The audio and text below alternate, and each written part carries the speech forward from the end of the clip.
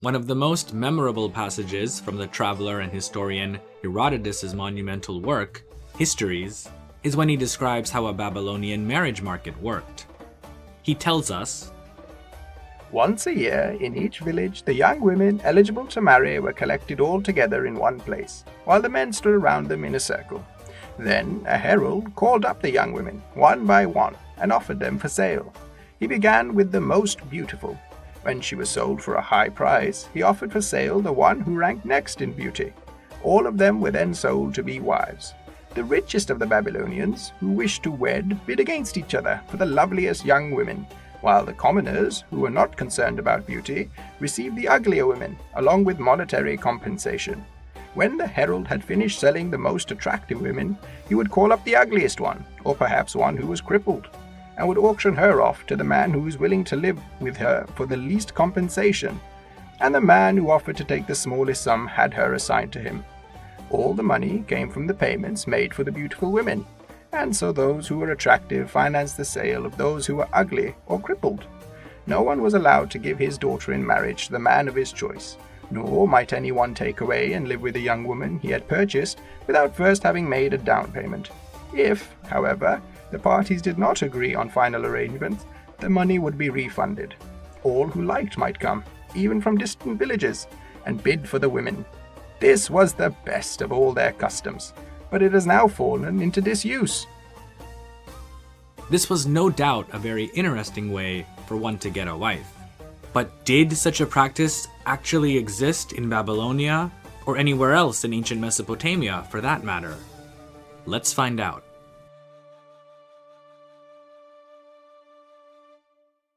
In ancient Mesopotamian societies, whether it was that of the Sumerians, Babylonians, Assyrians, or another group, marriage was an extremely important institution. Men in general, no matter what their status was, wanted to leave a legacy, and having offspring through marriage was considered to be the only legitimate and socially acceptable way to do this. Contrary to what Herodotus claims, it was usually the parents who selected potential partners for their children. Though literature from Mesopotamia does speak of couples falling in love and then getting married, this would have been extremely rare. Even if it was what we'd call a love marriage, it was ultimately the parents who had to give their consent. In addition to this, for the marriage to have been considered valid in the eyes of the law, there had to be a legal contract drawn up between the two parties, and in most cases, a formal feast. The legal code known as the Laws of Eshnunna, which dates to about 770 BC, describes what constituted a marriage in most of ancient Mesopotamia. "If a man marries the daughter of another man without the consent of her father and mother, and moreover does not conclude the wedding feast and contract for her father and mother, even if she lives in his house for a full year, she is not a wife. If he concludes a wedding feast and a contract for her father and her mother, and he marries her, she is indeed his wife." The Law Code of Hammurabi, dating to around 1750 BC, is even more concise. "If a man marries a wife but does not draw up a formal contract for her, she is not a wife." Thus, according to the law, if there was no marriage contract, then even if the couple were to cohabit, get the consent of both sets of parents, and later have children, they still would not be considered a married couple in the eyes of the state. Marriage in ancient Mesopotamia was taken very seriously because, first and foremost, it was considered to have been an alliance between two families, regardless of whether they were simple peasants or from illustrious royal houses. Love, of course, was a beautiful thing, but it was generally not a consideration for the parents when looking for a suitable match for their son or daughter. Typically, it was the family of the groom who would begin negotiations with the parents of the prospective bride.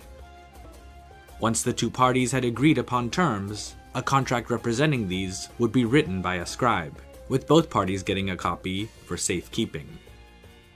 In a typical marriage contract, the girl was given a share of her father's wealth as a dowry, which depended on his status within society, and perhaps more importantly, his financial means. If the family was relatively poor, then they may have only been able to have provided a few items of clothing, cooking pots or utensils, and perhaps some simple jewelry. If the family was wealthy, then there were few limits as to how lavish the dowry could be. Silver, fine furniture, vessels made from precious metals, and even slaves could all be part of a woman's dowry. In some cases, land was made part of a dowry, but this generally occurred when the father of the bride had no male heirs. If land was part of the dowry, then the woman was considered to be the sole owner of the property and everything on it, although the husband could co-manage it with her consent. In the case of divorce, the property would go back to the woman. This was true for any object in the woman's dowry. In nearly all of the known written law codes from ancient Mesopotamia, provisions and protections were made to ensure that a woman's dowry belonged solely to her.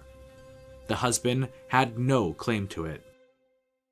If the woman died, then her children, and only her children, meaning that any stepchildren or offspring from a previous marriage that her husband may have had with another woman, could not touch it.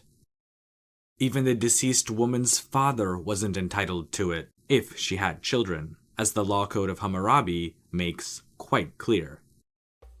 If a man marries a wife, she bears him children, and that woman then goes to her fate, her father shall have no claim to her dowry. Her dowry belongs only to her children. And so, if a man wanted to keep the woman's dowry within his family, then he had to stay legally married to his wife.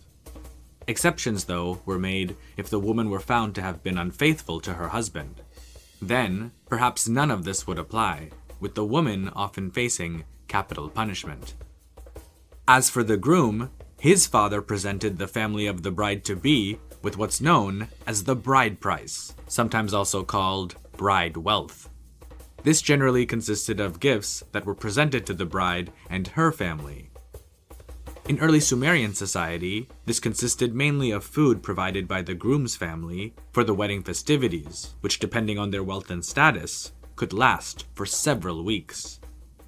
Gifts such as clothing, jewelry, and other valuable items were also given, as was silver.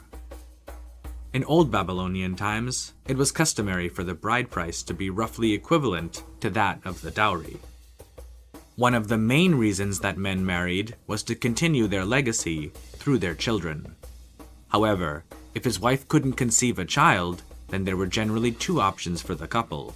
The husband could divorce his wife and marry another woman, or they could remain married, but the husband could legally take a second wife, with the intention of having children with her.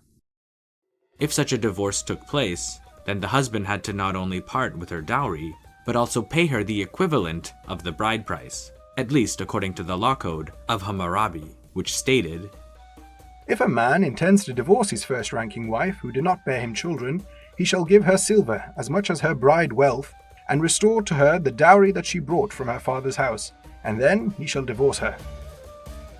Barring such circumstances, marriages were generally monogamous, the exception being kings, who often formed political alliances by marrying several women, which is a whole separate topic in and of itself. So, I hope that this short video gives you some more knowledge about marriage and marriage laws in ancient Mesopotamia. If you have any other aspects of daily life that you'd like to learn more about, let me know in the comments below. Thanks for watching.